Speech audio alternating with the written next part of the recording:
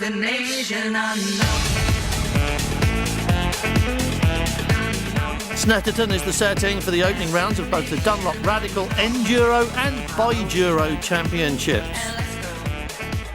The race to the crowns will be fought over 8 rounds, encompassing some of the best racetracks in the British Isles, plus a visit to the awesome Spa-Francorchamps in Belgium.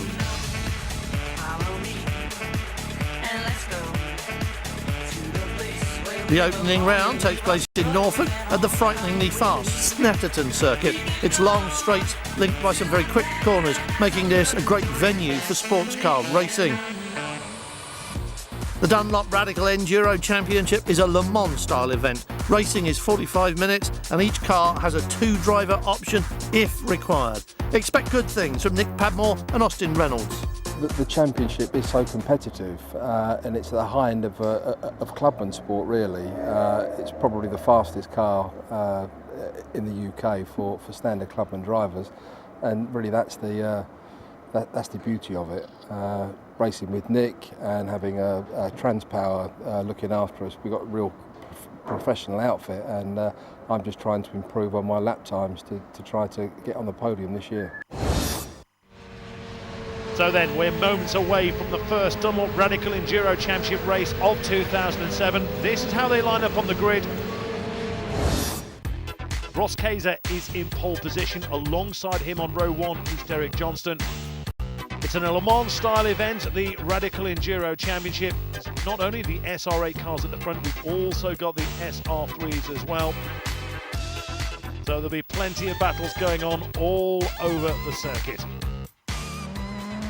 We're on board with Ben Jackson, car 27 in the SR3. One of the quickest in qualifying. It's a rolling start, but who will get the jump into turn 1 at Ritchie's? We're on board with Ben Jackson. Well, he's certainly going in the right direction, but it's going to be Ross Kayser who leads. Derek Johnson second, Richard Ince is third, Sean Balfour in car 11 is fourth. Then it's Tim Greaves and Austin Reynolds. We just saw Colin Noble and Jean-Louis Rion in the SR3s come together. That is going to be a red flag situation because they're not going to clear those cars in time. We're back with Ben Jackson. He'll be oblivious to what's happened. What about this for a start though from Ross Kayser? The red flags are going to come out any moment. Let's have another look at that again. Bang! Poor old Colin Noble sat in the middle of the track. Rion had nowhere else to go. Rion making his way back to pit lane, but I don't think he's going to be ready for the restart. There's a problem here for car 76. Tim Greaves, well, the SR8 won't start. Colin Noble in car 45 definitely going nowhere. And there is poor old Tim Greaves. So his race is run. Now is another problem. That is James Swift's SR3. He's having problems as well. Whether he's going to be back in time, because they come round Brussels now. It's going to be another green for go. It is. We've got the signal to go, and again it's Ross Kayser, a repeat of earlier. He leads, Johnson again second, Ince is third, Balfour fourth, Reynolds is in 5th place. A good start from Ben Jackson in car 27.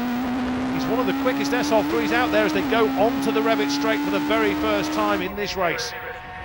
But Ross Kayser already opening up an advantage of around 2 seconds over Derek Johnston in car 34. Johnston's got plenty of things to think about because he's got Balfour in car 11 and Ince in car 2 right on his case.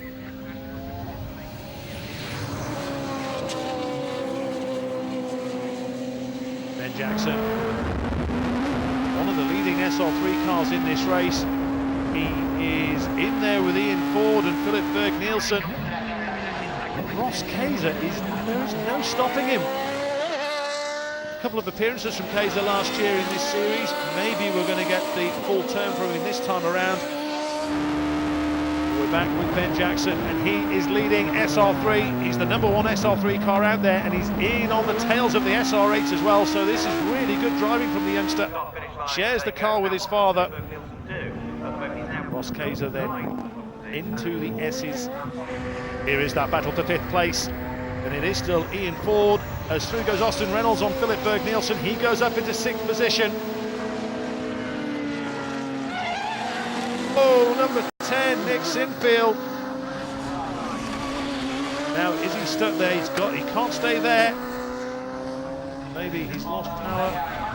He's going again, thankfully, so I think he's going to have to come in for repairs, and pit lane is going to open soon for driver changeovers. That's what happens in Dunlop Radical Enduro.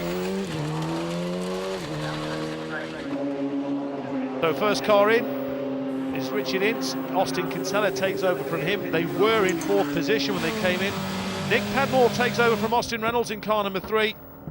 And that's Ben Jackson getting out, and his father, Michael Jackson, gets in. Barry Gates takes over from Anthony Dunn in car 99. Here is Michael Jackson, 27. Nigel Greensall, his first Dunlop Radical race in car 12. Philip Bailey, number 1. Austin Kinsella in number 2. With Michael Jackson. And that was Kinsella who just went past him. As they go onto the Revit straight now, there is someone off the track. That is David Harrison, car 14. Safety car is out. We've had 24 laps completed.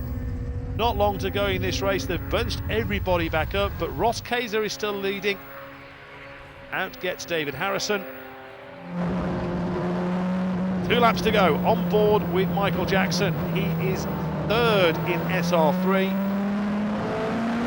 Safety car is coming in. There's the safety car on the right-hand side of our screen now. So 2 laps to go then. It's Ross Kaiser's race to throw away. He is a long, long way ahead because the car in 2nd place there, number 3, Nick Padmore, is a lap down. Back with Michael Jackson. He's on for a podium in SR3 if he can keep it together. So Ross Kaiser leads. Nick Padmore is 2nd on the road behind, but 5th overall. A lap behind, and that shows what a dominant performance we've had from Kaiser. Michael Jackson in 3rd still.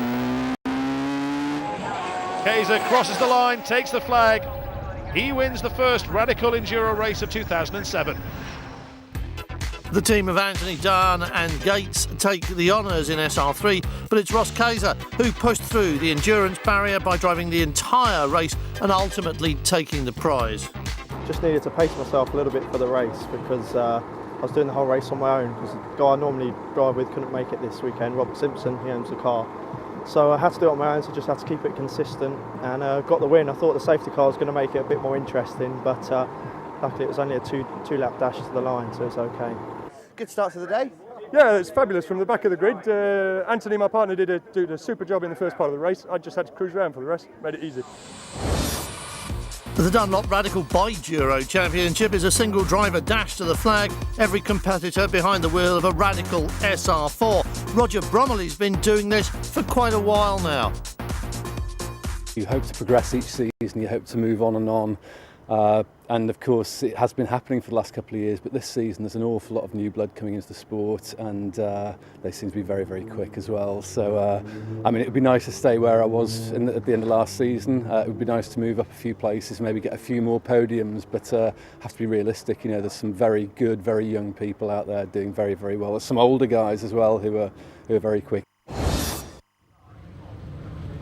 The Radical SR4s are poised and waiting for the first Biduro race of 2007. This is how they'll line up. John Hewitt takes pole position. Alongside him, the youngster Toby Newton, Robbie Watts and Nick Adcock on row 2. Terence Woodward, some good results from him in 2006 alongside Ross Allen on row 3. And Chris Stoney and Roger Bromley on row 4. Behind them, Ben Reeves and Andrew Ferguson on row 5 and Jeremy Ferguson and Simon Packer on row 6. We wait for the signal to go. Oh, good start by Hewitt from pole position. Toby Newton was quite sluggish. That's who we're with. And already Toby Newton's lost 1 position. So into Ritchie's they go. And it is John Hewitt who leads.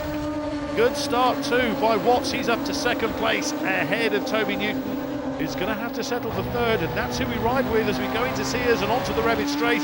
But Hewitt's away like a scalded cat as he bombs down the Revit straight towards the S's. So a good, healthy advantage on this opening lap for John Hewitt. He's never won a Radical Biduro race before. He's made the best of starts.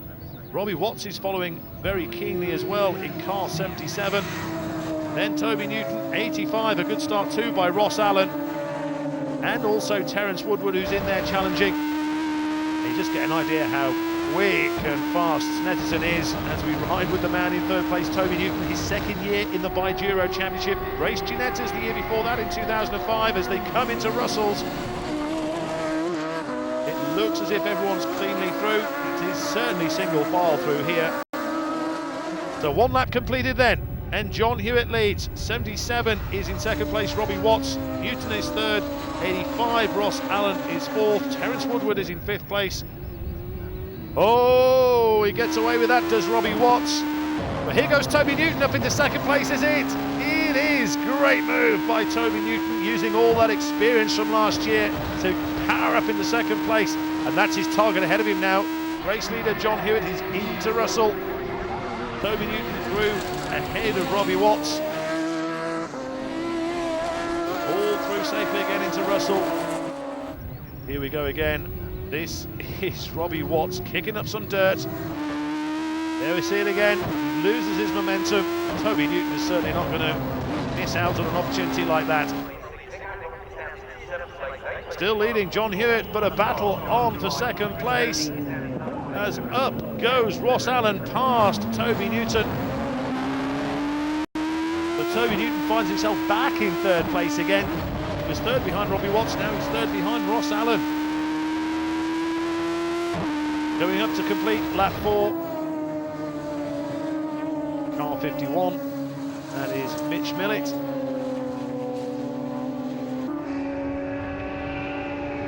Seven, Simon Packer, followed by Ferguson. Also there as well is Jeremy Ferguson. So Andrew Ferguson and Jeremy Ferguson in there together. Now somebody has spun.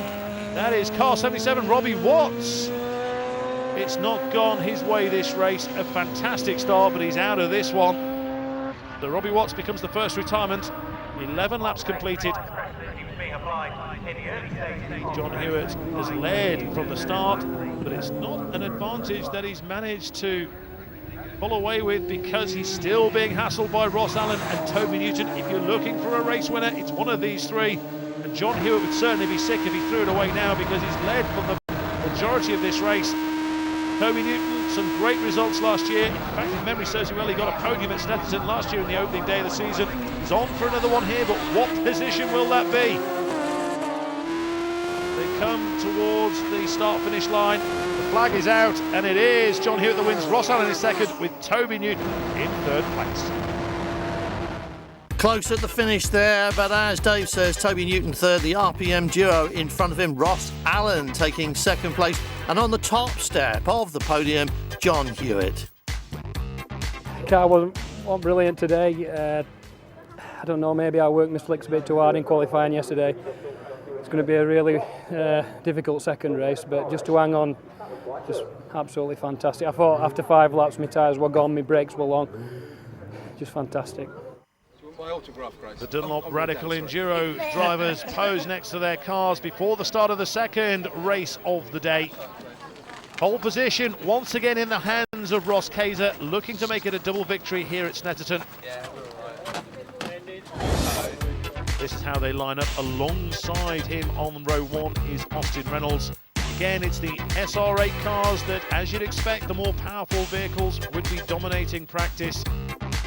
Will it be a race, though, where nearly everybody gets it home? We lost 7 cars in race 1. We'll have to wait and see. The traditional rolling start as they head down towards Ritchie's for the very first time. We're with Ben Jackson once again. He starts, but it's Kaiser who's going to lead into second place. It looked like Greaves, but somebody, is that number 51, Ian Ford? Nigel Taylor has gone off the track, but hopefully we'll have him back on. He rejoins, but he'll be in last place. But Ross Kaiser leading then, and already a huge advantage. The battle is relentless behind him. Number 7, that is John Stanley. John Stanley back in 5th place. So it is Ross Kaiser who leads, followed by Jacob Greaves. Then Austin Reynolds, car 3, car 34, Derek Johnson 4th, and as we saw, John Stanley in car number 7 is 5th. Back in SR3, Ben Jackson, another good start from him. He's just behind Philip Berg-Nielsen, the Norwegian, in car 50.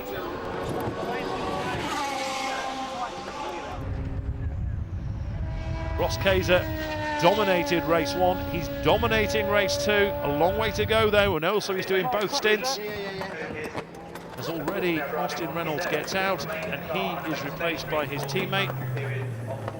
Philip Berg-Nielsen's got a problem, and he stopped at the wrong part of the track, as there's a changeover between Richard Ince and Austin Kinsella. Now Barry Gates' car won't start, they're trying to bump it. Out goes 51, that is Ian Ford, and it doesn't look good for Barry Gates at all. Tim Greaves in car 76, being followed by the car on number 34, Stuart Mosley, who's taken over from Derek Johnston. We're back with Michael Jackson. He's again doing the second stint. Well, Barry Gates tried but failed. A valiant effort, but it's all over. It's going to be Stuart Mosley then who takes the checkered flag. The unfortunate Ross Kaiser out of luck this time. So across the line goes Stuart Mosley. He and Derek Johnston win.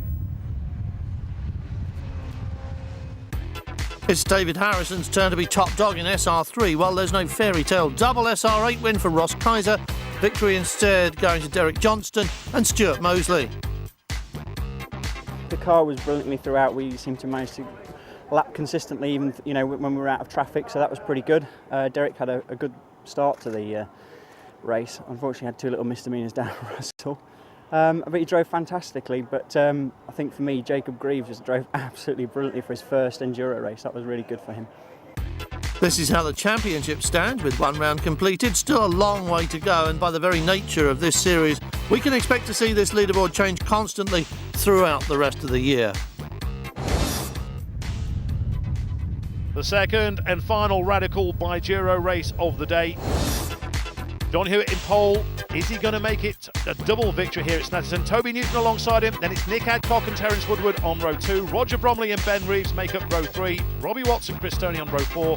With the Fergusons, Andrew and Jeremy on row 5, ahead of Ross Allen and John White on row 6. Who will get the all-important hole shot into Ritchie's? Another fantastic start from Hewitt. Not so good from Newton, but better. Oh my goodness me. Number 8, that is Ben Reeves. So he's lucky not to get collected. Oh dear. Somebody's made contact, but hopefully they're all through. But again, it's a great start by John Hewitt. But what about the man in second place, number 88, Terence Woodward? Superb start from him around the outside. We ride with Toby Newton.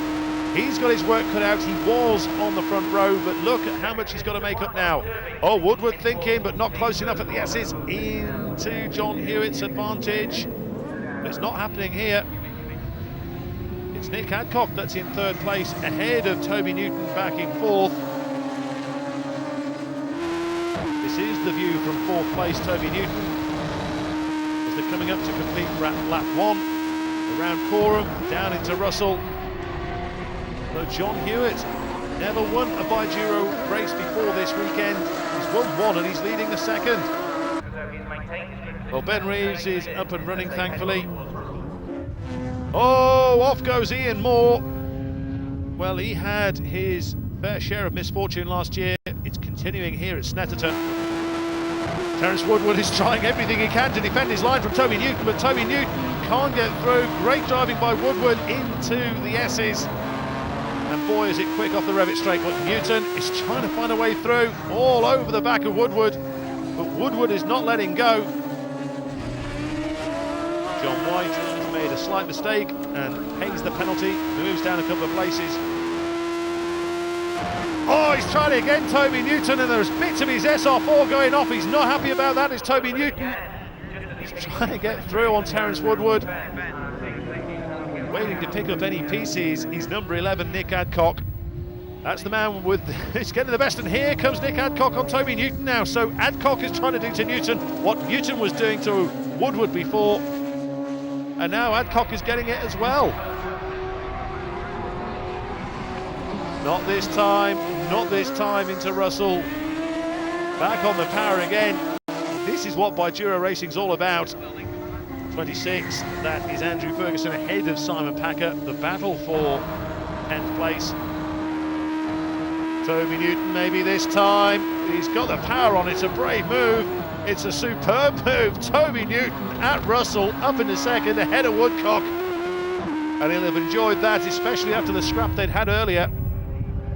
John Hewitt is on for win number 2 if he carries on like this. Toby Newton ahead of Woodcock, and Woodcock is now coming under pressure from Roger Bromley in car 14. And Toby Newton is on the gas, and he's the fastest car out there. Look at him now trying to reel in John Hewitt, and John Hewitt knows that he's comfortable, or what was a seemingly comfortable first position, is now heavily under threat from Toby Newton. They'll be coming up amongst slower traffic as well soon.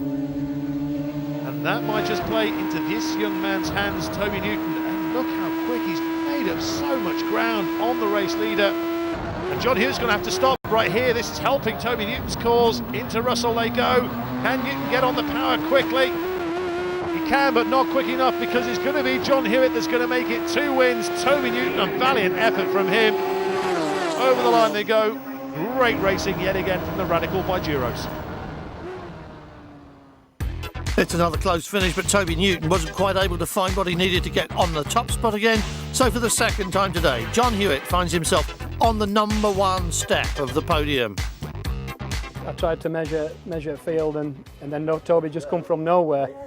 And my car was set really, them tyres are ready for the bin, definitely.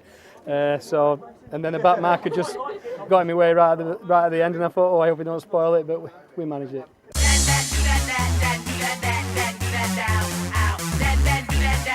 Welcome to Oulton Park for the second Great and British Dunlop Motorsport Festival of 2007.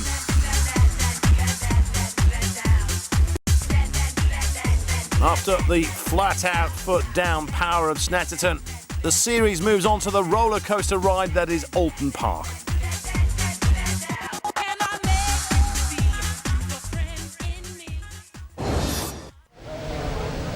This one promises to be a cracker. SR8s, SR4s and SR3s all going hell for leather around Oulton Park. And of course, it's a rolling start. Here we go then, the combined Dunlop Radical Enduro Biduro race is underway. And it's the SR8s that are first into the corner. Oh, a plume of smoke there. But it's going to be Nick Padmore who leads this race. And I think it's Jacob Greaves that's in second, and car 34, Derek Johnson, in third. We are riding with car 99, Barry Gates, in SR3. These cars not as quick as the SR8s. And here are the leaders. It is Nick Padmore and it is Jacob Greaves as they go into the hairpin for the first time. Around they go. Third place, I think, is now Richard Ince. Oh dear, that is Roger Bromley. Around and around, and will he stop? Whoa! At least 4 or 5 spins there for Roger Bromley in the SR4. And that is at the hairpin. Hard to tell what's happened, but it's certainly, I think that's the end of his race. Shaking his head. So Nick Padmore leads. Jacob Greaves is second on this opening lap. It is Richard Ince that's ahead of John Stanley. We are back on board with Barry Gates, and Barry Gates is the leading SR3 driver. So across the line he goes. He is leading SR3.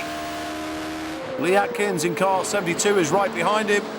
Not anymore, because through he goes. So Lee Atkins is now in charge of SR3. And it is Barry Gates who will hand over to Anthony Dunn. Oh, spinner. And that is Derek Johnson. And that is Dear Leap by the looks of it. So Roger Bromley is cleared off the track. Here's a replay of what happened. Well, maybe that was his own fault. Hard to say. Oh, maybe a new third place. It is. Through goes John Stanley. He goes through on Richard Ince, so John Stanley is going to go over the line. And this SR4 battle continues. Paul Steele ahead of Robbie Watts.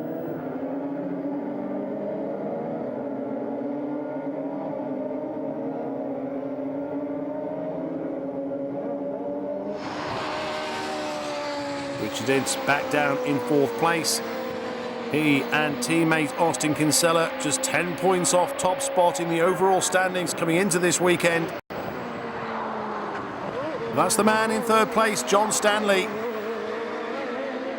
Yes, took that third place from number 2, Richard Ince. Also fighting in there as well is number 70, Nick Dove. And Nick Dove is closing in on Richard Ince now. So we've got a really good battle going on for fourth place.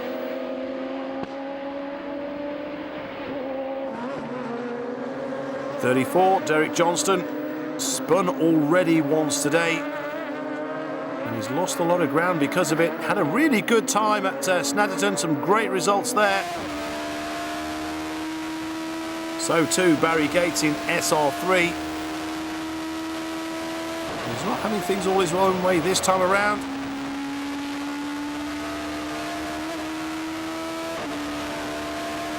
So Barry Gates will hand over to Anthony Dunn. While this man, race leader Nick Padmore, well, waiting for him is Austin Reynolds. But a great opening stint from Nick Padmore. And here's that battle for fourth place still going on. It is Richard Ince and Nick Dove. Great rivals in radical sports car racing. And Nick Dove is going to have to settle for one position behind on this lap. But is he going to make a move this time around? It's a Le Mans style event, this radical enduro. As we look at the Biduro Championship combined racing here at Alton Park this weekend, car 22. That is Ian Simmons and 51 Mitch Millett way down the order in SR4, but having their own personal battle. Now here is the leader in SR4. That was car 11, Nick Adcock. Car 85 is second in SR4. That is Ross Allen. Only his second ever radical race.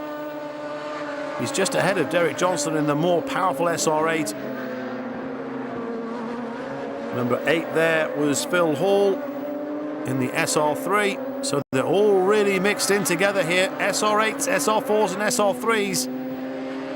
Well, through goes Derek Johnston, the most powerful of those of the cars involved in that little battle anyway.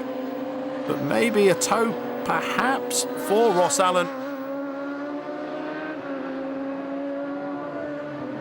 Back with Ian Simmons and Mitch Millett. Now Derek Johnston is going to go past the SR3 of Phil Hall. Oh dear, oh dear, oh dear. I don't think Phil Hall was expecting that. Oh, and Johnston spun off again. He should be able to continue as long as he's not collected on the exit of the hairpin. Number 50, Toby Newton. 88, Terence Woodward. 23 also, John Hewitt, the man who leads the SR4 series coming into Alton Park. Well, they're all really mixed up and together. 88 is Terence Woodward. Behind him is the SR3 of Helen Ray. 23, John Hewitt. And there is 24. That is Paul Steele. So here we go again. Let's have another look at what happens. Well, 6 of one, half a dozen of the other, as they say. But it's Derek Johnston that comes off worse.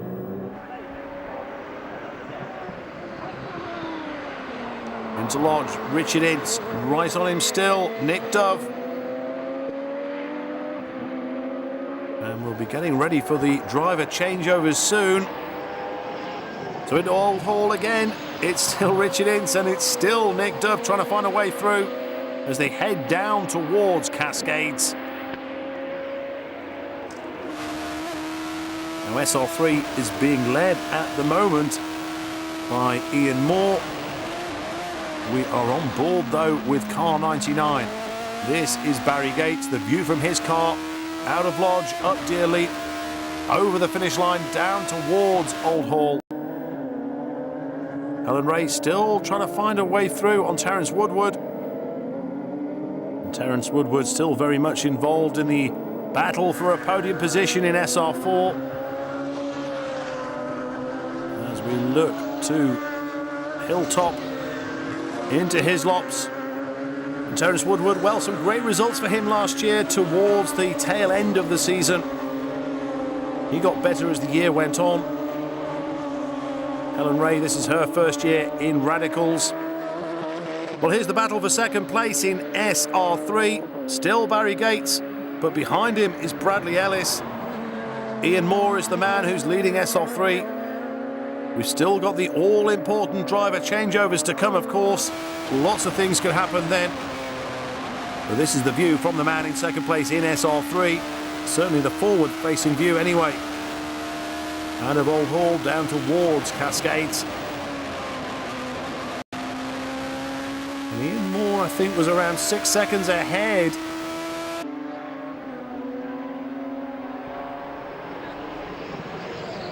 Into Old Hall, and Richard Ince has certainly got a lot more to think about this time, because Nick Dove is thinking about a move. And that is John Stanley that's come in. That's a shame. End of lap 8.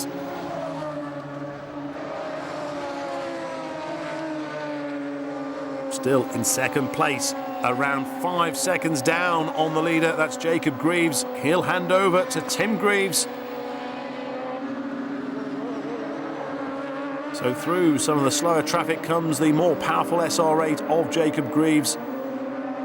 Up dearly. So Bradley Ellis will hand over at the end of his stint.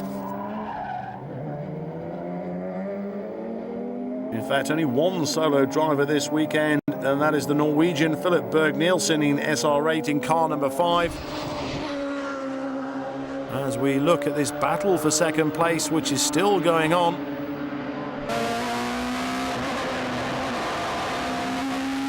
Barry Gates out of Hislops. Up Clay Hill. And he's reduced the lead on Ian Moore. He's certainly biting into it. I think Ian Moore may have been slowed up by some other traffic. But right now, it's Barry Gates that's slowing up the race leader, Nick Padmore. He's about to lap, and back there he goes. So through goes Nick Padmore then. He has around 6 seconds over Jacob Greaves. And in they come.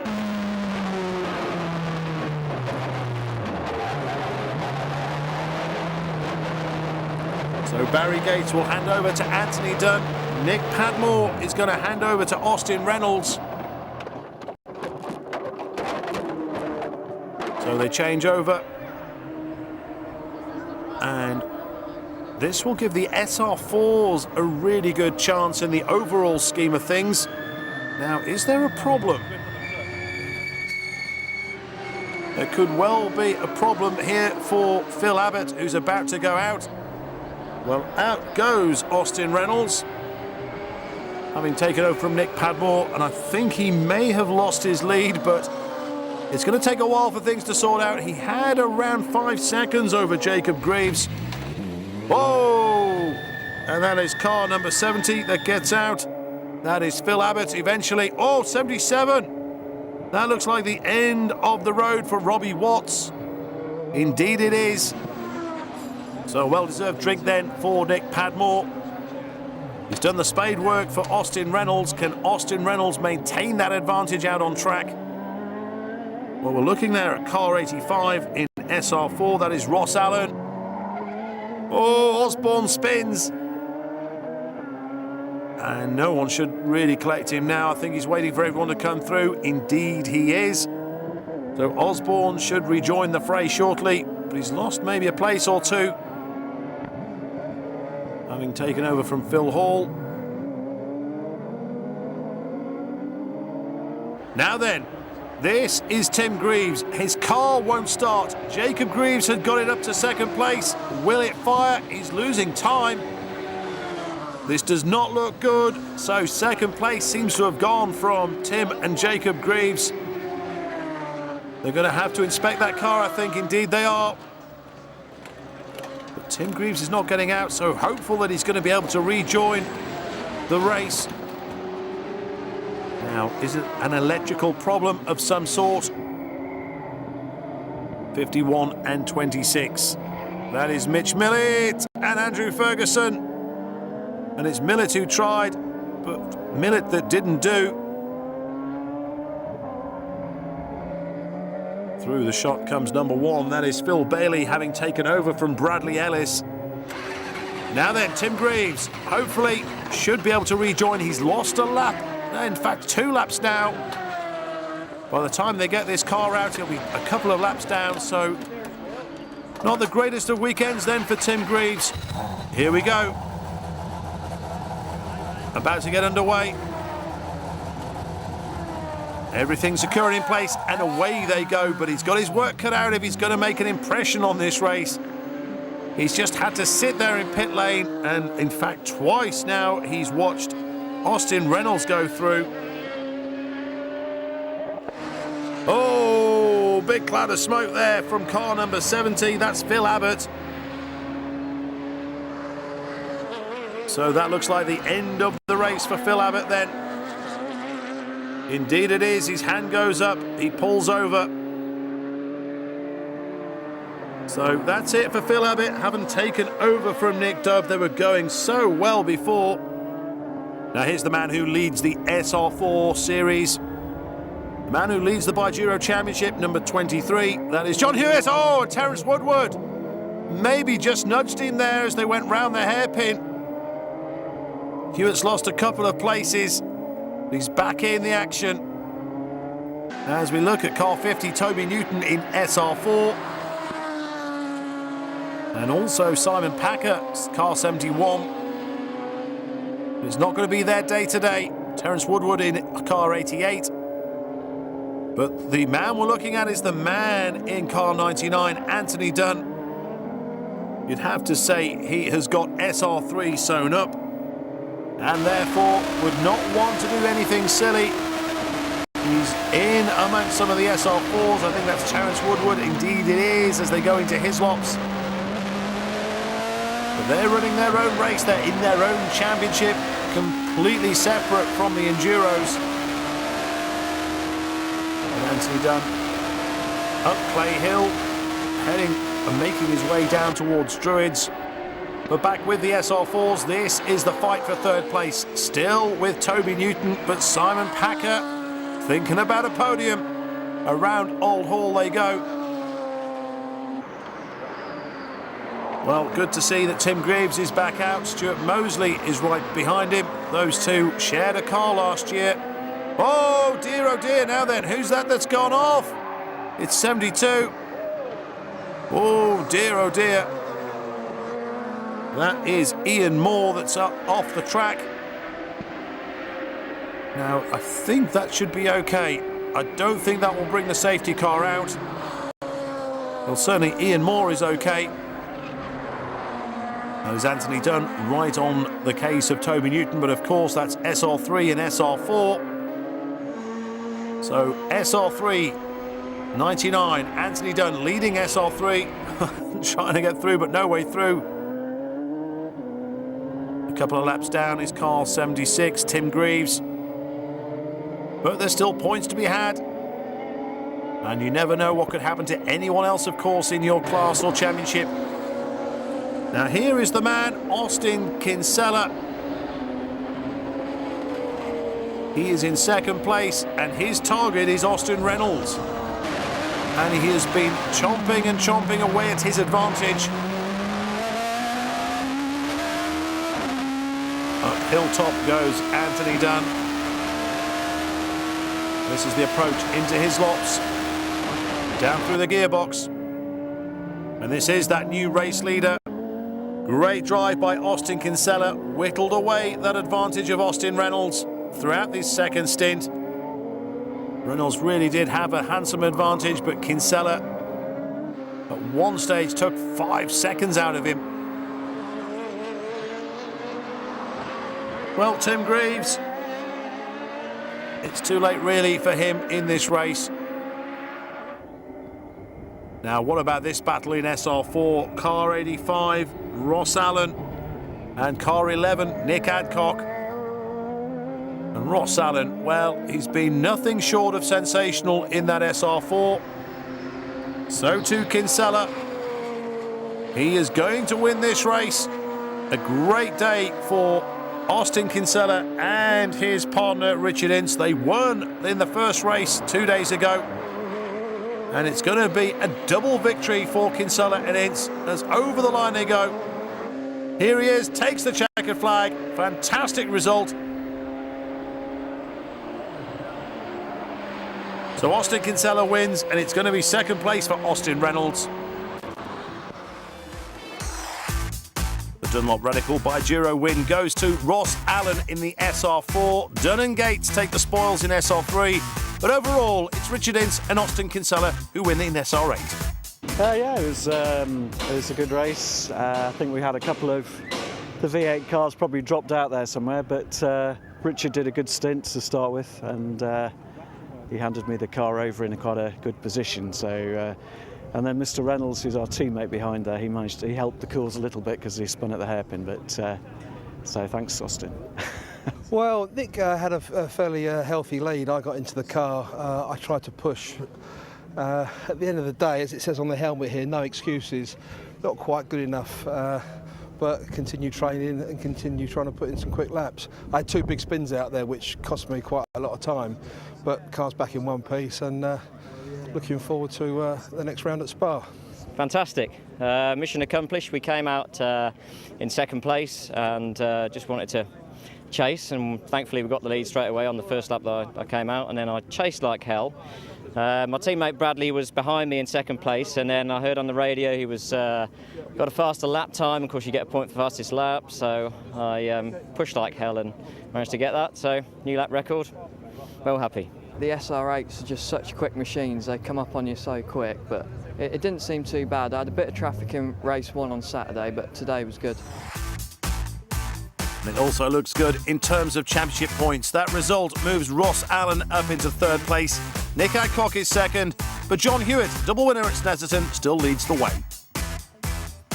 In the Dunlop Radical Enduro Championship, there are 4 drivers on 108 points. Bradley Ellis and Philip Bailey of SR3, while Richard Ince and Austin Kinsella are the top SR8 crew.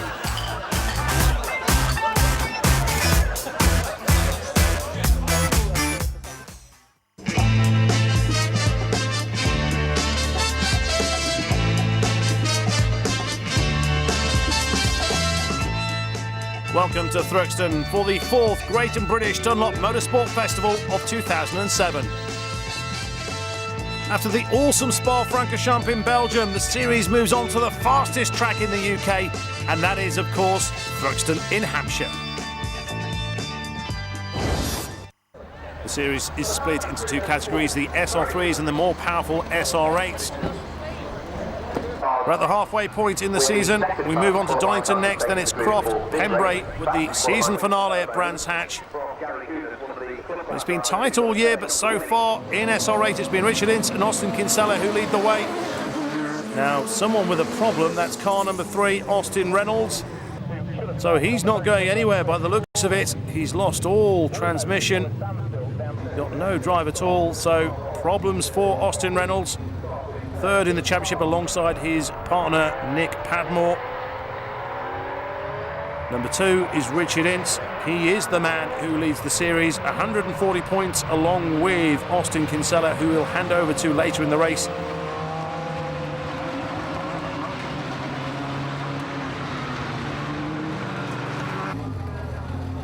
So that's it then, Austin Reynolds is out. So he won't be scoring in this one. So it is car 76, Jacob Greaves, who leads, and he's got a handsome lead already. So great start from Jacob Greaves then. He leads. He's the fastest SR8 out there. Nick Dove is second. Third is car number 2, Richard Ince. Then it's Bradley Ellis and the SR3s were with Nick Sinfield.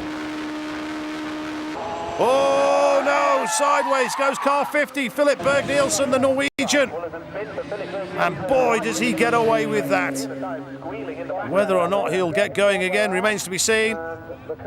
And he does. He could be very fortunate, but it all went pear-shaped for the Norwegian there.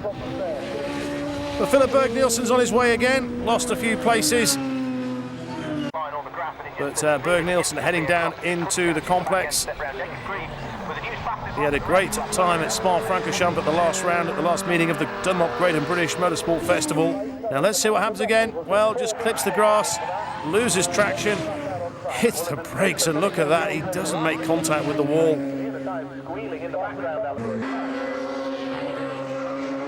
So into the chicane, Philip Berg-Nielsen, followed by car number 59, that's Paul Thomas. So Paul Thomas crosses the line, and Philip Berg-Nielsen, both these men solo drivers.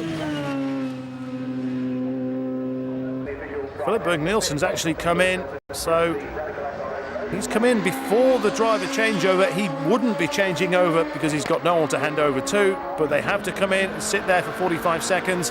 We're back with Nick Sinfield in the SR3. He's up and around 9th place at the moment. And just ahead of him is car 88, that's Philip Bailey. But around Noble goes Nick Sinfield. So here is the man in 5th place, that's car 46, James Harrison. Sinfield has got no one to hand over to, so he has to wait patiently until he gets the signal to go and rejoin the race. Everyone's coming in, it's very busy in there. We're looking at Nick Dove, he's handing over to Philip Abbott, that's car number 70. So we're getting ready to rejoin the battle. It all gets very messy, and we'll get a clear indication of who's doing what once this pit lane is closed and everybody's been in. Now that's Ben Reeve, who's taken over from Jacob Greaves, who was leading this race when the pit lane opened. So Ben Reeves leads. So will he still be in first place once they've sorted themselves out? This is Philip Abbott waiting for the signal to go. It should be going any second. Still waiting. There we go. So Philip Abbott rejoins the fray, having taken over from Nick Dove. Now then, who's this in? It's car number 46. That's James Harrison.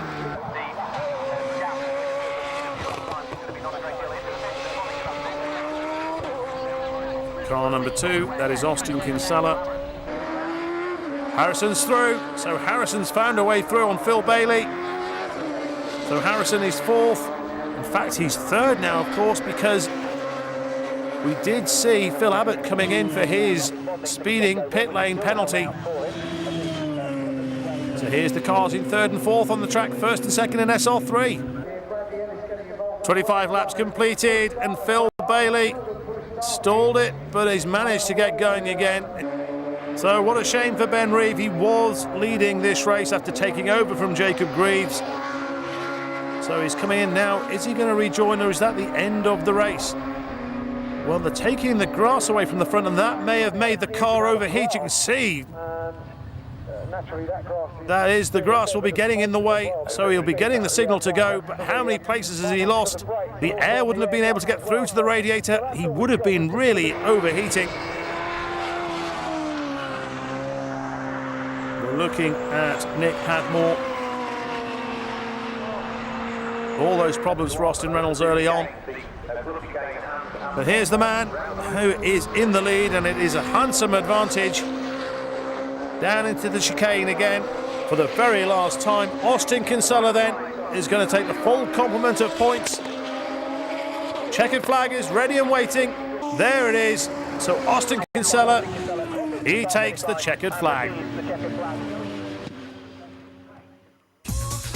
A great drive from James Harrison, 4th overall, but the leading SR3. Ben Reeve was wise to come in and have that grass removed. He takes 2nd, but it's a win for Richard Ince and Austin Kinsella. I managed to catch up the Greaves and Reeves car, the factory car, and it was quite hard to get by him though. So, and then eventually, I think he went a little bit wide in the complex, so that helped out a little bit. But very tiring race around here. You know, the cars, these cars on this track rather, very, very tiring. The second Dunlop Radical Enduro Championship race of the day here at Thruxton. On the front row, car number 2, Richard Ince and Austin Kinsella. It's going to be Richard Ince who gets away first.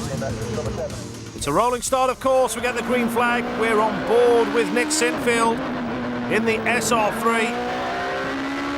Weather still good here at Thruxton. Oh, and a great move is it by car number 3, Austin Reynolds. No, he tried it. It looks as if he's got up the inside. Oh, something's happened. Somebody's smoking. Into the first right-hand turn, and it's David Leslie who leads ahead of Richard Ince. So through the complex they go, and it's the former British touring car driver David Leslie who leads. Richard Ince is in second. We're on board with Nick Sinfield. 3rd place overall is Ben Reeve. Then it's car number 70, that's Nick Dove, so that's the top 4. as we thunder around Thruxton. The rain, which had been threatening, is not around today. So David Leslie is leading ahead of car 65. David Leslie back with Nick Sinfield in car number 10. He is in 9th place overall and 5th in SR3. The SR3 class is being led by Bradley Ellis, but here we are at the front and David Leslie's coming under pressure. Is he from? Oh, Ben Reeve goes through. So Ben Reeve showing David Leslie the way through the chicane on this opening lap. Oh, and somebody spun. That's Richard Ince. He's ended up facing the wrong way of the chicane. Oh dear, poor old Richard Ince. Race 1 winner along with Austin Kinsella and going nowhere, and that could bring out the safety car. So Ben Reeve still leads from David Leslie, and it means, as Ben Reeve locks up into the complex, Ben Reeve will hand over to Jacob Greaves later, and there's Richard Ince is getting a push. Now is he getting a push off the track or back onto it? Back onto the track by the looks of it. So, well done to the marshals, getting him moving. So Richard Ince, and that could be very interesting, watching him make his way up through the field. They lead the championship, and when I say they, I mean of course himself and Austin Kinsella, who will hand over to later in this race. Back with Nick Sinfield, moved up 1 position with his trailing car 59, Paul Brown, and he's trailing him by some distance. And look how quick this circuit is as we go up toward the chicane. We've gone through Brooklands, hard on the anchors.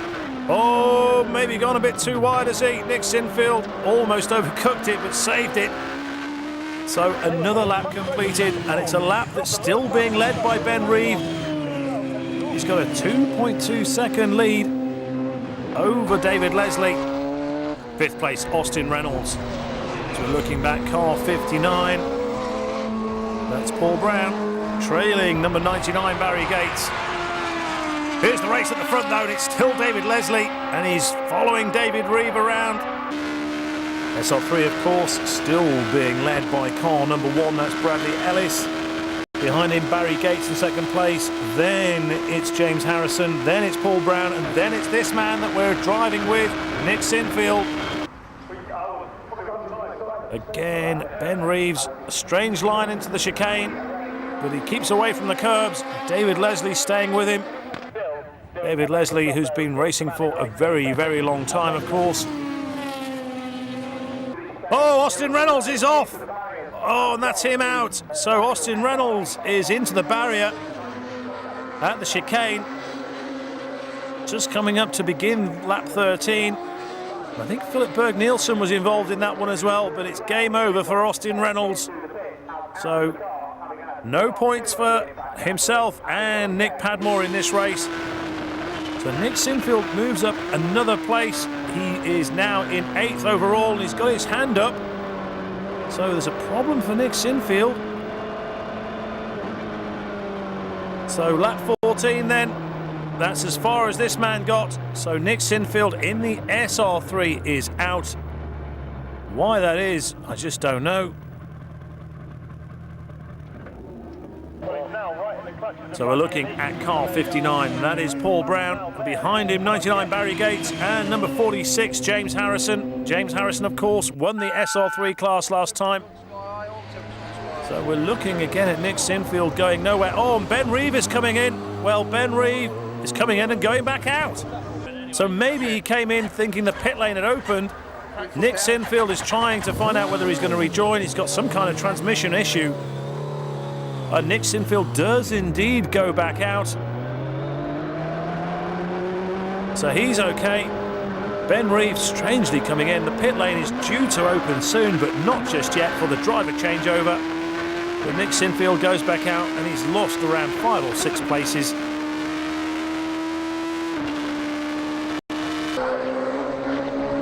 And still James Harrison is trailing Barry Gates as they come into the chicane.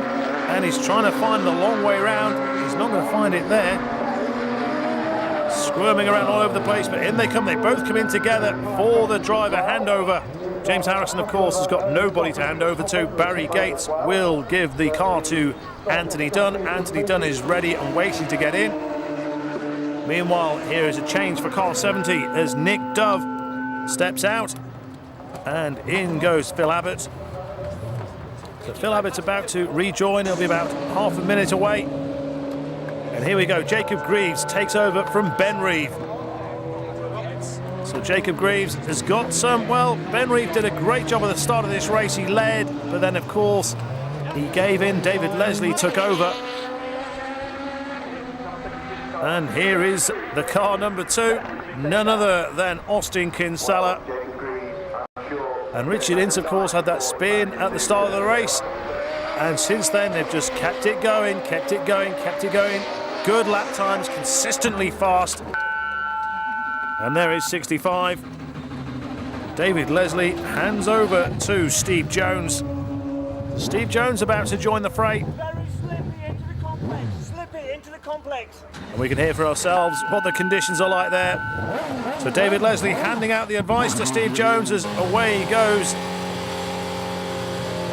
And this is Nick Sinfield's car. A lot of scratching of heads at the moment. Whether Nick's going to be able to rejoin remains to be seen. But here we are with Steve Jones, and he takes over the lead. He continues the lead, I should say, that David Leslie built up. Nick Sinfield, well, that is definitely game over. But poor old Nick Sinfield only managed to complete around 16 laps of the Thruxton circuit. Oh, Jacob Greaves is off! Oh dear, oh dear, oh dear. Whether that was a lack of concentration or a mistake, but he's off. And that is, he's not going anywhere from there. Now, is he deemed to be in a dangerous position? They seem to be clearing through. But that's it for Jacob Greaves, so no points here in this race for himself and Ben Reeve. But still out in front, it's Steve Jones who leads. Phil Abbott is in second place, but this has not been a race to remember for this poor man, Jacob Greaves. Just constantly walks away. Now, whether they can leave the car there or not remains to be seen. It is on right in the chicane. Now, let's look again, and it just seems to lose traction. Spins off as he came into the chicane and stopped just in time before he went back onto the track. But that could be a safety car situation. Now then, there is the race leader, and behind him it is car number 2, that's Austin Kinsella, who is a lap down on Steve Jones. Of course, we saw Richard Ince have a moment at the chicane, but came away thankfully unscathed and has managed to continue and hand over the car to Austin Kinsella. So into the complex they come, and up goes Austin Kinsella. So he's unlapped himself. But he's around 2 or so miles behind the race leader, and that is Steve Jones. Well, the safety car has come out then, so they're going to have to move Jacob Greaves' SR8 from its position at the chicane. So let's recap then how this race is. It's Steve Jones that leads. Phil Abbott is in second. The third place car is actually the leading SR3 car, and that is Paul Thomas. In fourth place, it's number 1. That is the vehicle of Bradley Ellis, but now in the hands of Phil Bailey. And there is the stricken SR8 of Jacob Greaves. And then in fifth place, it's James Harrison, the SR3 race winner in race 1 earlier today.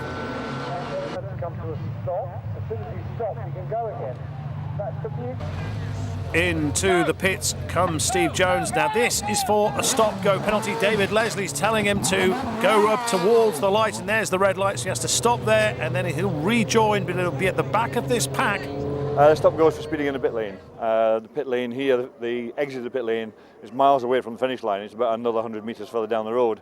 Another 50 metres past the traffic lights, there's a little green sign that says pit lane open, and unfortunately we must have got caught speeding over the 40 mile an hour before we got to that little green sign. We didn't see it, the team didn't see it, the team were never told by the officials, because, you know, at this level of racing we don't have screens to tell us, and the driver out there is concentrating so hard on driving, he didn't see the signal being held out at the start line for him. So we had to, when we discovered it, we got on the radio and said in this lap, otherwise we get disqualified. So he came in, he did what he was asked to do, and he's gone back out, so he's now right at the back. But hopefully he's got his racing head on and we can move back up again a little bit. Well, the safety car should come in at the end of this lap. They've completed 28 so far. In comes the safety car. We're looking at car number 11 of Cole Morris, but the actual race leader is Phil Abbott in car number 70. We're looking there at car number 50. That's Philip Berg-Nielsen, who of course was involved in that incident with Austin Reynolds earlier in this race. So we've got around another 4 or 5 laps to go. And there is car 46, who is in 3rd place. And that's James Harrison, 3rd overall. We're looking at 11, Cole Morris. Philip Berg-Nielsen not managing to get past him. Philip Berg-Nielsen in the SR8, Cole Morris in the SR3. Philip Berg-Nielsen goes through, but we're looking to see where Phil Abbott is as they go through Brooklands down towards the chicane. And it is Phil Abbott who is behind Philip Berg-Nielsen, but he is, in fact, he's just been passed.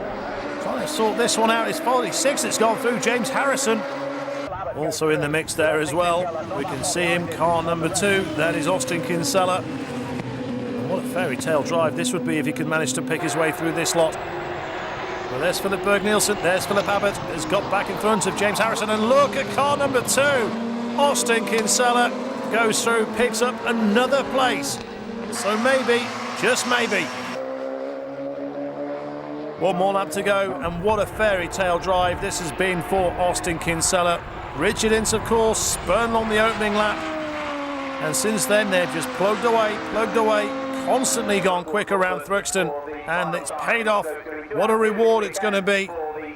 So it's going to be a win then for Austin Kinsella as he comes into the chicane. Philip Berg-Nielsen is behind him, but he's a lap down. And it's going to be 2nd place for Phil Abbott, but what a drive for Austin Kinsella and, of course, Richard Ince. Results and another stunning performance. James Harrison actually gets on the full podium this time after winning SR3. But the drivers of the day, Richard Ince and Austin Kinsella. Unbelievable after the first lap where Dove came on the inside through Church, and we were side by side into the chicane, and I left the braking too late. There was some oil there and I spun, sitting on top of the curbs. The car wouldn't start. And I thought, this is it, that's the no more points this afternoon. And then we managed to get the car going again, and then of course Austin took over. The safety car came out for Greaves, who was 2nd at the time. Reynolds and Padmore were already out, and then stop-go put Jones at the back. We were then 2nd behind the Abbott and Dove car, and then Austin managed to take him on the 2nd from last lap, and there's another two firsts for the day, so we're both very happy. Yeah, safety car bunched us up. It helped a bit in that I caught up with the car in front, but then it let everyone else behind me catch up. So it was 6 to 1, half a dozen to the other, but not too bad. This is how the championship stands then, going into round 5, and Richard Ince and Austin Kinsella open up an advantage at the top now over Bradley Ellis and Philip Bailey. So we eagerly await the start of this Dunlop Radical Biduro race as the cars form up on the grid. We've had some top-notch clashes in this series already this season, and on a crushingly fast circuit such as this, I don't see why we shouldn't get another here. So the green flag is waved, we wait for the lights to go out, and away we go. And someone not going is Simon Packer. Had his hand up in the air, but he is eventually on his way. We're with Robbie Watts as we head towards Allards, and then the complex. Watts is 4th. A great battle in front. Rob Weldon and Terence Woodward, and they touch there as they go into the complex. It's Ross Allen who leads though. Weldon 2nd, Woodward 3rd, Watts 4th. Andrew Ferguson's in the wars. Could have been Toby Newton. He made contact with his engine. Is still going. But that's the end of his race. All the pre-race thoughts and nerves have disappeared in the space of 2 bends. Around Noble into the very tricky turn at Goodwood, which curves a lot more than you'd expect on the exit. And then it's down onto Village, and then the bomb hole at Church. Let's see again the Andrew Ferguson incident, and as they turn in, Newton and Alex Mortimer also involved. Mortimer and Ferguson come together, and then Newton, it seems, but it's the unfortunate Ferguson who comes off worse. Into the chicane, and Weldon trying to close in on the brakes, but Allen still has the lead. Woodward third, Watts fourth, and Nick Adcock in fifth. Championship leader James Hewitt is sixth, but Toby Newton's going to have to pit, and that will cost a lot of time to replace. So they start lap 2, and fifth place Nick Adcock, the fastest on the opening lap as they round Allards. And back with the man still fourth, Robbie Watts. Adcock right behind him and waiting to pounce into the complex, and Terence Woodward fancies this as he goes inside Weldon, but Weldon can hit back if he keeps his line. Meanwhile, Adcock does indeed pass Watts, and he takes the line as well, making it difficult for Watts to retaliate. Jeremy Ferguson is also out. The spoiler's bent, making the car near impossible to drive. So his race is run. In the background, Toby Newton's team work feverishly to get him back out. But the look sums up a dreadful opening lap for both Fergusons here at Thruxton. Woodward still third, so his attempt to take second thwarted by Weldon, who held his nerve and his line as they came out of the complex. So 88 Woodward may have to rethink his strategy. Robbie Watts is fifth as we fly down toward the left-hand kink at Brooklands. Then it's hard on the anchors for the chicane. And if you're close enough, you can maybe pick up a place or two if you get the braking right. Watts not close enough, though. Neither is Weldon to race leader Allen, so a storming second lap from Allen as he heads toward the chicane. Fun and games behind him, though, as Adcock thinks about a move on Woodward. Weldon making all sorts of shapes, and that may cost him a place. Indeed it does. So Woodward does go second. Now Adcock looking to capitalise as well as they round Allards. Meanwhile, Toby Newton's rejoining, but he's a lap down, so a case of damage limitation for him. We're looking at the race leader, but Adcock trying to take Weldon, who again has the line through the complex. Adcock letting look. Oh, he's not letting go. They touch. Adcock spins, but he should get away with it. Indeed he does. He'll rejoin, albeit a number of places down on before. Approaching Goodwood, and number 88 Woodward with some breathing distance between himself and this battle for third, which is now led by Robbie Watts in car 77. Now here's a replay as we look at the red car of Weldon and the orange car of Adcock. Weldon has the racing line, and after his manoeuvre, Adcock tried to straighten up, but they made contact. Weldon loses momentum, and Watts goes third. Into the chicane, Woodward in second, but they could be ganging up on him from behind. Ignore car 50 though, Toby Newton, who's a lap down on everyone else. A 3.6 second lead then for Allen at the end of that lap, and he does the fastest lap of the race so far. Around Church we go with Robbie Watts, frighteningly quick through here, as it is for much of this circuit.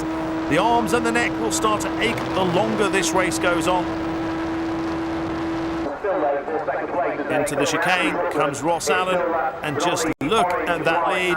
A very comfortable advantage, must be around 4 seconds or so, but the battle for seconds intensified. Woodward being threatened by Watts as they come to complete 4 laps. Newton still there, but of course a lap down. And it's 4.5 seconds the advantage for Allen, and it's still Woodward. Watts, Packer is now 4th, Weldon 5th, Hewitt 6th, and Paul Steele 7th. Back with the race for second around Allards goes Woodward, 3rd in the championship, 2nd in the race, and Robbie Watts seeking a way through, and Woodward looking as if he may have messed that up. The pair of them almost stuttering through as they try and avoid each other. Robbie Watts has got Toby Newton with him. He seemed to lose momentum when he avoided Woodward and lost a few tenths in the process, and Newton can now go through. And it's quite strange to see a lap car pass through the leaders. Simon Packer goes through as well. There he is. So Watts is losing ground hand over fist, and if he's not careful he could lose another place, because Rob Weldon is challenging again, and Watts knows he's there. Oh, and indeed Weldon slips through, so what was a promising lap for Watts when it looked like he was going to take second from Woodward has gone the other way completely, and as long as Steele doesn't get past, he will begin lap 6 down in 5th place. Race leader Ross Allen comes to complete another lap, and he continues to extend that lead, but what will the gap be as they begin lap 6? They should come into view, and here they are. And the distance this time, it's 6 seconds. Woodward has the comfort of Toby Newton between him, but what a drive by Simon Packer. Worked his way up from the back of the field and is now third.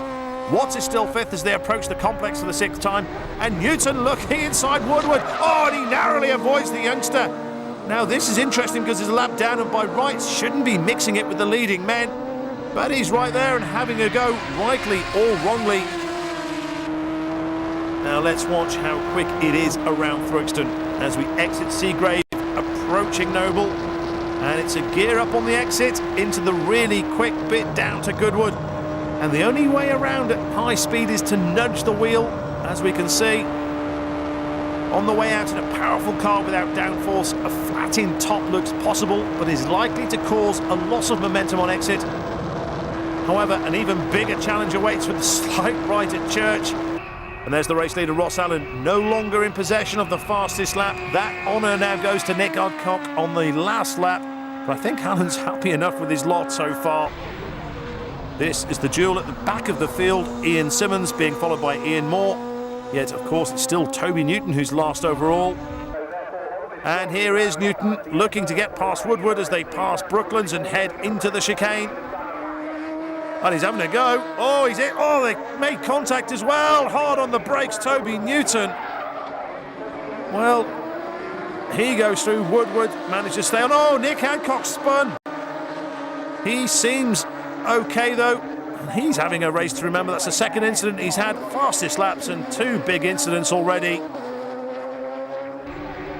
Allen still leads. Woodward second behind the lapped Newton. Packer third. Weldon fourth. Robbie Watts are battling fifth. Steele is sixth. Seventh is Mortimer. Eighth is Hewitt. And Adcock is now down to 9th place. Well, Robbie Watts still managing to keep away from the grass, taking a more central line around Thruxton. That's Robbie Weldon in front. As you can see, Watts is... Oh, Weldon is squirreling around. But Watts is certainly keeping away from the edges. Moore and Simmons still finding it out for what is 10th place, although they're some way down on 9th spot. Moore, though, has a bigger gap on Simmons this time around.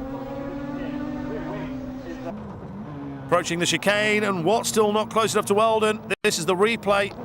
We just saw a moment ago the incident between Woodward and Newton.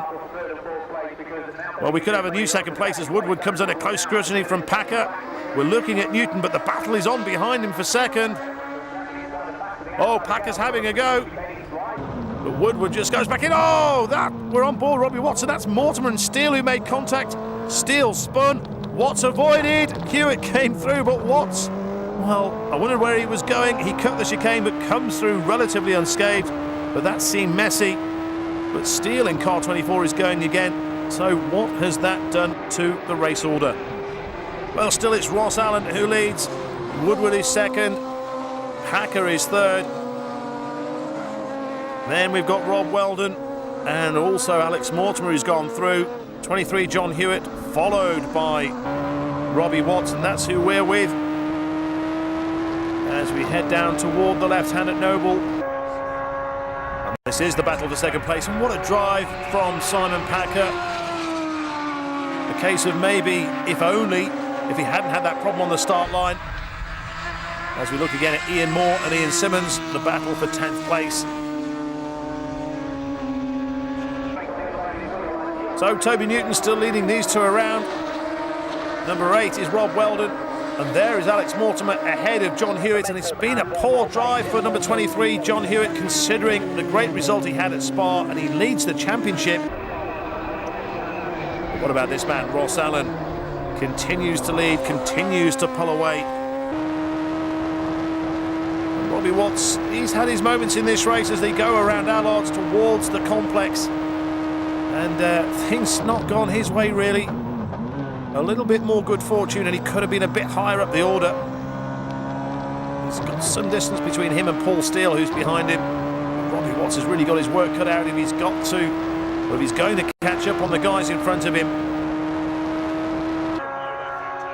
Well, Toby Newton's away from Terence Woodward, so if he can stay out of trouble, he'll get round and he will score points. He's got to hope for some retirements if he's going to get more than he's on at the moment. But here is Ross Allen down past Brooklands towards the chicane yet again. Has been the fastest car in this race apart from Nick Adcock. And Nick Adcock, well, for him it could be a case of what might have been.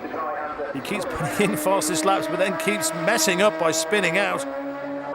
But it's Ross Allen who's gone fast and stayed out of trouble and kept all four wheels on the track. Through the chicane, and it's Rob Weldon coming under pressure from Alex Mortimer. And that, oh, now then, Simon Packer's through on Terence Woodward. So we've got a new second place man. And Robbie Watts has caught up, and that's John Hewitt in front of him. And in front of Hewitt, it's Mortimer. Oh, and here goes Woodward. Woodward through, is he? No, maybe not, because Packer's got the inside line. Oh, Woodward gritted his teeth and carried it through. And look at this battle here. It's Weldon, Mortimer, Hewitt and Robbie Watts who we're on board with. Here's the man staying out of trouble, Ross Allen. Not far for him to go then. A couple more laps and victory will be his. So Ian Moore has been caught by Ian Simmons again.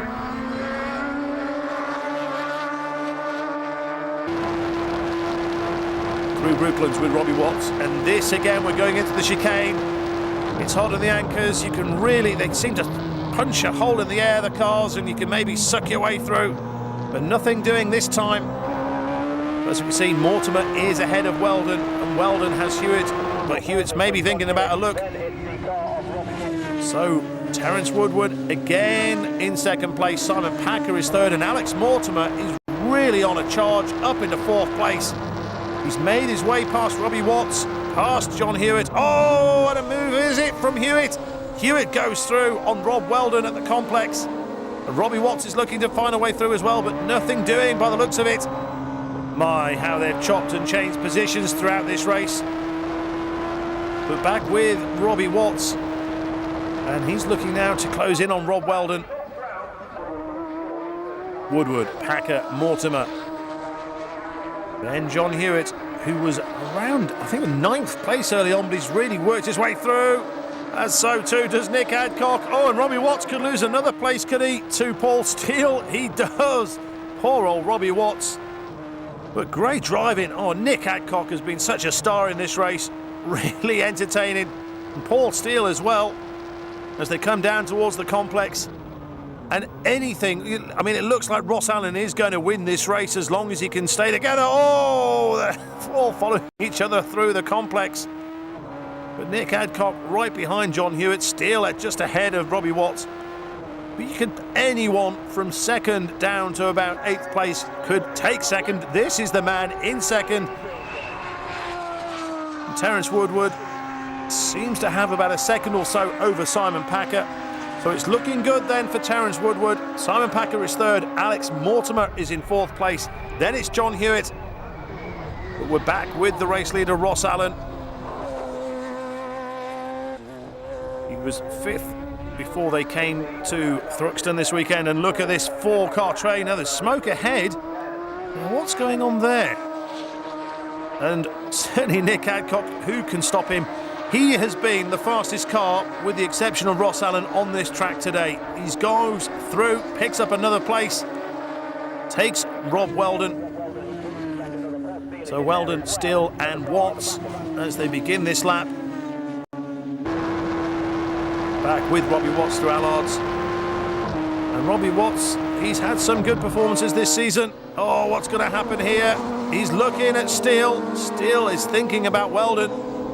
But no room for a manoeuvre there, is there? Oh, Robbie Watts is really trying. We're back with him again. And this, the battle for 5th place. Nick Adcock is in possession of that at the moment. And here is the man in 5th. Worked his way back up again. And he certainly was down in 9th at one. Well, I think a couple of times he's been 9th in this race. So second. Oh, now then. Packer's lost a couple of places too. It looks like Mortimer and Hewitt. Through comes Adcock. And through is Weldon as well, followed by Steele. As we're back with the battle for second place, well, third place really, Woodward, with 2 laps to go, you'd say has got to have second place. This is the man who's going to win, of course. Ross Allen, about 3 or 4 miles for him to go. So we're with Robbie Watts, and just ahead of him is Paul Steele, and just ahead of Paul Steele is Rob Weldon. But Nick Adcock is off and into the distance. So just over a lap left to go then. And points, of course, mean prizes, and Robbie Watts will be trying everything he can to get past Steele and Weldon as they come down toward Brooklands. So through the chicane for the final time then comes Ross Allen. He's going to win. He's going to help his championship bid big time with these points. So he crosses the line, takes the flag. What a superb drive by Ross Allen. Back with Robbie Watts. Oh, and it's all going pear-shaped in front. Paul Steele's trying to get past Weldon. It's not going to happen though. Weldon is going to stay ahead of Steele. Watts will have to be content.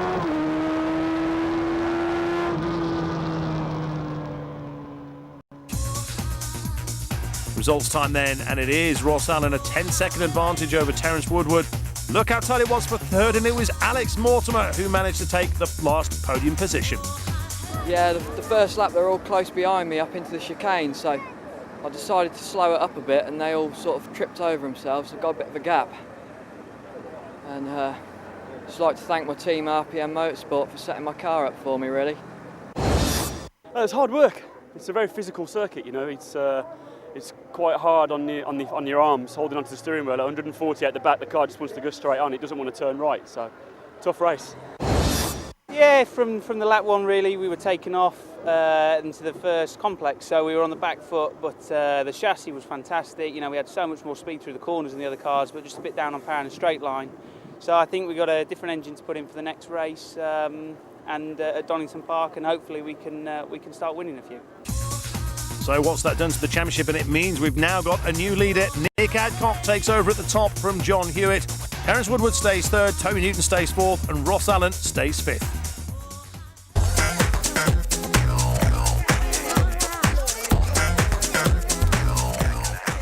Welcome to Donington Park for the 5th meeting in 2007 of the Great and British Dunlop Motorsport Festival.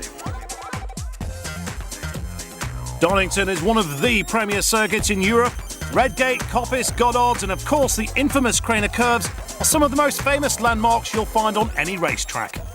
A choice of either Kawasaki or Suzuki engines for these competitors. Problems though for John Hewitt. Whether he's got a problem with his clutch, but he's being rolled back into position. So hopefully we'll get this race underway shortly. 30-second board is out. But the green flag to go. Any moment now, this race will get underway. Oh, number 85, Ross Allen a bit previous, but John Hewitt going backwards. Seemed definitely to have a problem. Sluggish getting off the line, whether it's a gear problem or a clutch problem. But it is Ross Allen who leads. We're with John Hewitt, and he is, well, I was going to say about 8th, but he's now back into 6th as they go round Redgate and down Craner Curves. And you can just see how quick these SR4 sports cars are. The quickest of the lot, though, is Ross Allen. He leads. Toby Newton is there in 2nd place. 3rd is car number 80. That's Chris Enderby as we exit the old hairpin with John Hewitt through the cement dust and then up towards McLean's. So poor old John Hewitt's got his work cut out. A front row start, some kind of problem somewhere. Engine doesn't sound too bad. Ross Allen coming under increasing pressure from Toby Newton. And also Chris Enderby and car 77, Robbie Watts, dicing it out for 4th place. But here they come, over the bump, down towards Goddard's for the first time. And Toby Newton trying to find a route through. He's going to have to be patient through Goddard's, but maybe on the drive out. Oh, I was going to say maybe a move, but I don't think that was a move. I think Woodward was trying to get through car 88. As John Hewitt loses a position over the line. Around Redgate they go again. It's still Ross Allen ahead of Toby Newton. This is the view from John Hewitt, car number 23. And he's a good way down the order, unfortunately. It's not been his race. A great result for him at Spa-Francorchamps. Won there, also won, of course, at Snetterton, the opening day of the year. Now then, we have a new race leader. Ross Allen is going very slow in the background. Toby Newton leads, Chris Enderby's up into second. Robbie Watts is now third, Terence Woodward fourth. But poor old Ross Allen, who was leading, well, he's no longer leading. And there he is, off at McLean's. Oh, now then, that looks like Mitch Millett that's maybe had a problem. Could well have spun at Redgate. So Hewitt's gone a couple of places now. Here's a replay. Yes, indeed he did. Just a little bit too hot. Lost control. Manages to stay out of the gravel. Through goes Hewitt and Simmons. Chris Enderby and Robbie Watts and Terence Woodward, who's got quicker as the race has gone on. And he goes through. Passes Robbie Watts. But Woodward put in the fastest lap on lap 6. He's the quickest car out there. He's not leading, of course. That honour at the moment is still with Toby Newton. Chris Enderby still in second place. But we're back with John Hewitt. Damage limitation for him this weekend. Well, certainly in this race. He's got another race to come later on. Now then into Goddard's, and Woodward trying to get through up the inside. Oh, he's overcooked it on the brakes, has he? Cuts up the inside, doesn't gain an advantage. Now then, there's another car that's gone off. That looks like Jonathan White. It is Jonathan White that's off. It's not affected the race leader, Toby Newton. His second year in the Radical SR4 series. Mitch Millett, number 51, and number 22, Ian Simmons, side by side. Oh, and Millett spins again at Redgate. This time, though, not so fortunate. The rear is in the gravel. Well, it's going to be Toby Newton's win then, as he rounds Goddard's. Takes the checkered flag, does his championship aspirations the power of good. A great performance from the youngster.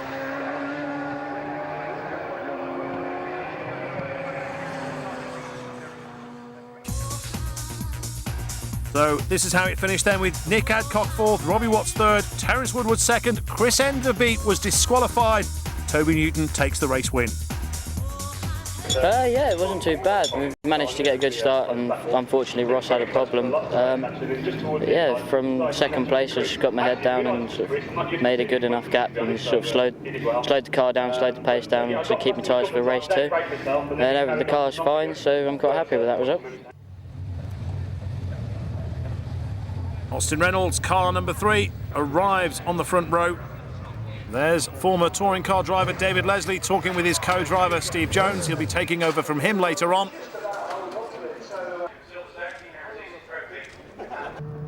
It's a rolling start. We're on board with Derek Johnston.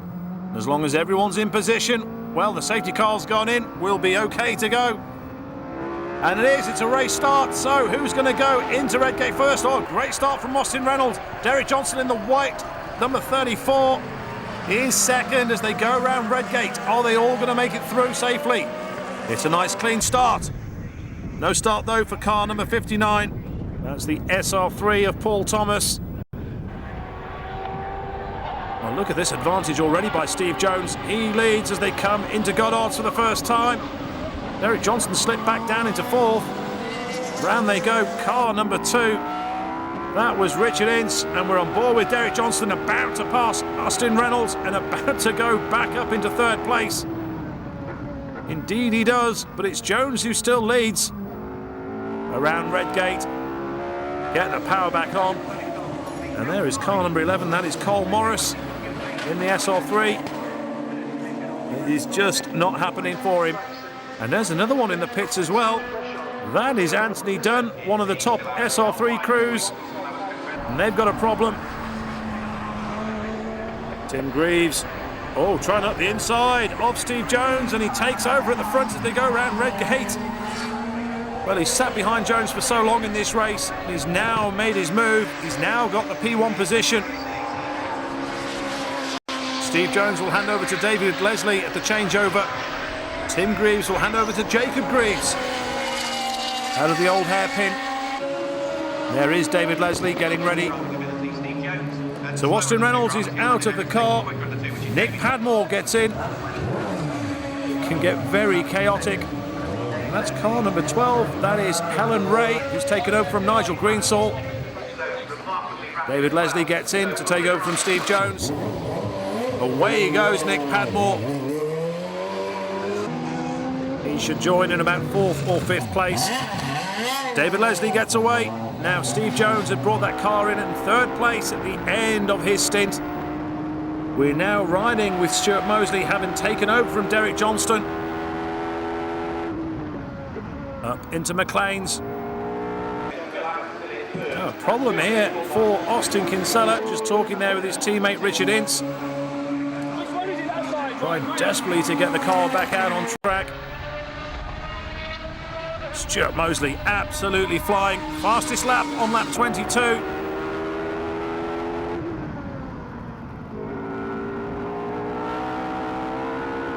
David Leslie just in front of him as they go down the straight and head down towards Goddard's. And Mosley looks like he's gotten past both cars there. Oh, they're side by side into Goddard's. Oh, Leslie's going to have to yield. Stuart Mosley goes past him. So over the line they go. 29 laps completed. Mosley took 2 seconds out of Leslie on that lap. And they've not got long to go in this race.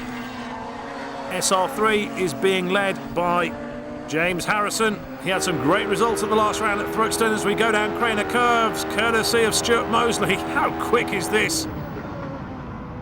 Around the old hairpin. And he's really showing David Leslie a clean pair of heels as we head up towards McLean's. Now that looks like Helen Ray's car. It is Helen Ray. She's got a problem, and that's brought the red flag out on the exit of Goddard. So it's going to be a win then for Stuart Mosley. And James Harrison will get the spoils in SR3.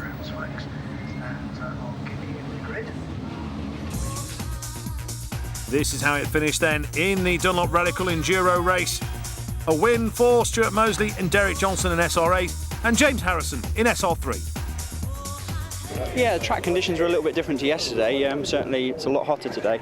So the car was moving around a little bit more than yesterday, but got a good run through the traffic and I was able to catch up to Jake and David, who are obviously having quite a good dice. And yeah, it was just a case of picking them off then once I got up to them. Yeah, certainly, yeah. It was another long race for me. I think at the end it was just a matter of attrition and then staying on the track by the end of it. The second Dunlop Radical Biduro Championship race of the day. Car 85, well, Ross Allen was out of luck in race 1. What kind of luck will he have in race 2? We wait for the lights to go. We're on board with John Hewitt, and this is the dash up towards Redgate, and it is Ross Allen who's away. Oh dear, someone's off big time, slams into the wall. That looked as if it was Ian Simmons who crashed. It was indeed Ian Simmons, and that's brought out the red flag. Well, Ian Simmons looks to be okay, thankfully. His SR4 is not, and we will have to have a restart. Daniel Rowbottom seemed to have a problem getting away at first time of asking, and that is why Ian Simmons took to the grass and then just lost grip completely, and off he went into the wall as he tried to turn back onto the track, maybe a bit too quickly. Away we go. No Daniel Rowbottom, no Ian Simmons this time. Terence Woodward from row 4. Now, just in front of him was the gap where Rowbottom should have been, but it's Woodward who leads unbelievably. And question mark and maybe a few eyebrows raised as to how he got there so quickly. But it's on with the show, and we're on board with John Hewitt. Town Craner Curves. It's really, really quick. John Hewitt's problems from race 1 are well behind him. But it's one. Oh, through goes car number 50, Toby Newton, up into 3rd place. Well, the Biduros have provided some great racing this season, and we're on for some more again here at Donington Park today. But it's Terence Woodward who leads ahead of number 85, Ross Allen. Toby Newton is in 3rd place. Car number 46 is also challenging John Hewitt. That is Jeremy Ferguson, of course, as they all head round McLean's. Number 27 there, a mention for Ian Moore. But we're on for another corker. John Hewitt in 5th place, disappointed with the way his first race went. Clutch and gear problems. I think there was no first or even top gear in race 1. Oh, Terence Woodward, it's Toby Newton. No, it's Ross Allen, is it? 85. that goes into the lead. They're all over the shop, these lot. Look at these 6. Oh dear, oh dear. Well, it's Ross Allen who leads. Woodward, I was going to say he's in second place. I think it's John Hewitt who's gone into second place now. It is John Hewitt up into second place as we come down to Craner Curves.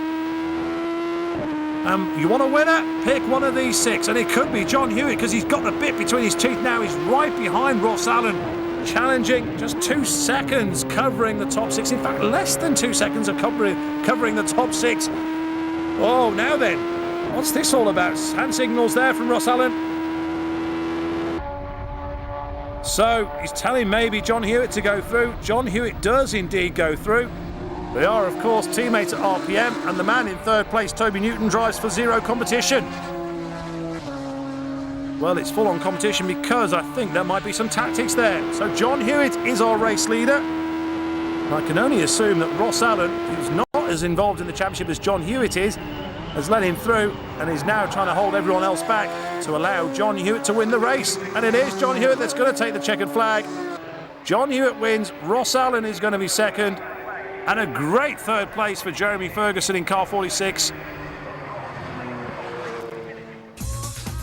A penalty for his start for Terence Woodward means he's relegated out of the top of the finish at the end. Toby Newton is up to 4th, Ferguson 3rd, Allen 2nd, but John Hewitt is the winner. Well, I thought last race was the hardest race, but that's definitely taken over. I had no first gear to start with, so that's why I lost all my places off the start. And everybody today were really hungry, and everybody wanted to win more than me, I think. But just hung in there, patient, and took my chances when they came, rather than trying to force the issue. Everybody defending me, which is fair enough, you know. They know where I am, so you know that's good racing. But towards the end, my car went off completely. It was sideways through Craner, which I thought, oh no, just hang in there, and we did. And I knew that the others would be fighting, so I was still pushing as hard as I could.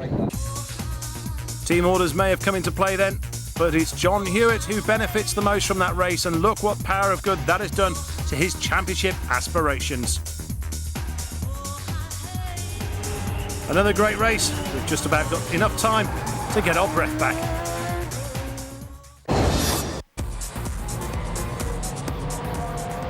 Just got odds to negotiate then. A rolling start, of course, for the Dunlop Radical Enduro Championship. The mixture of SR8s and SR3s, the more powerful SR8s. And we're on board with Derek Johnston. Will he get the whole shot up into Redgate? Well, he's certainly trying hard, and he is. So it is Johnston who leads. Reynolds is in second place. Everybody clearly round Redgate. Steve Jones in third. But this is the man who leads, Derek Johnston. He'll hand over to Stuart Mosley at the halfway point in the race. But look how quick this is, once again down into the old hairpin. Frighteningly fast.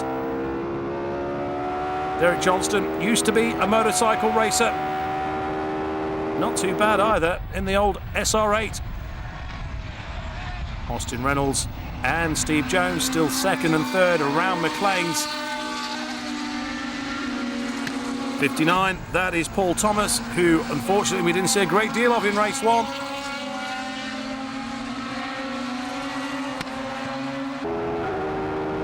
Back with the race leader, approaching Goddard's. Oh, it's going to be a manoeuvre on the brakes, is it? Richard Ince up the inside, and Richard Ince it is who takes over from Derek Johnston. What a superb manoeuvre. And Ince is leaving Johnston as well as they head down towards Redgate. Touch on the brakes. Around they go.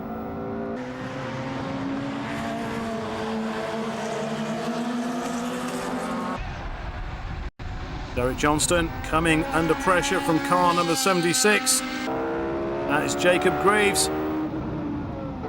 And he's let him go through. So Jacob Greaves goes through, and he's going to now try and hunt down Richard Ince, the race leader.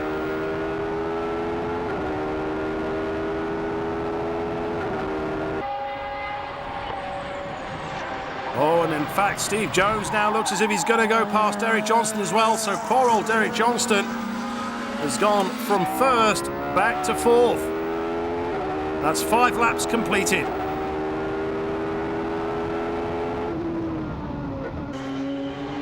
Look at this in the SR3. Oh dear, oh dear. Somehow they've made it through, have they? They certainly have. Well, that's Phil Abbott getting ready to take over from Nick Dove, Stuart Mosley and Derek Johnston getting out of the car.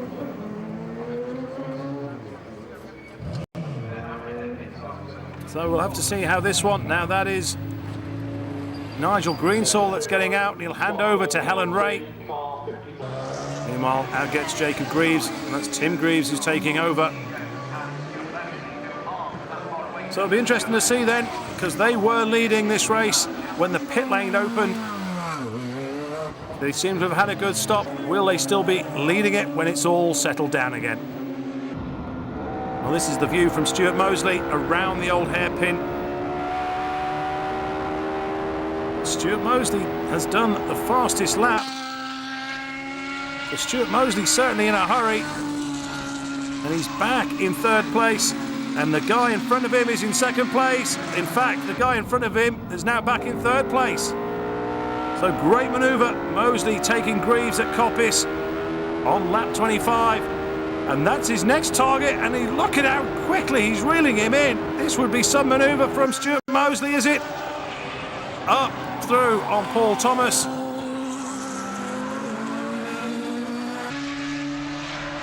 There is Helen Ray in the SR3.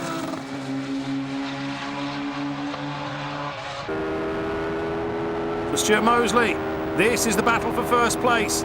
He is in second place, and that is Austin Kinsella in front of him. But for how long? Stuart Mosley absolutely flying. Well, they're coming up into McLean's. This is lap 31. Oh, is he going through? Around the outside of McLean's. What a fantastic manoeuvre from Stuart Mosley to take over at the front of this race.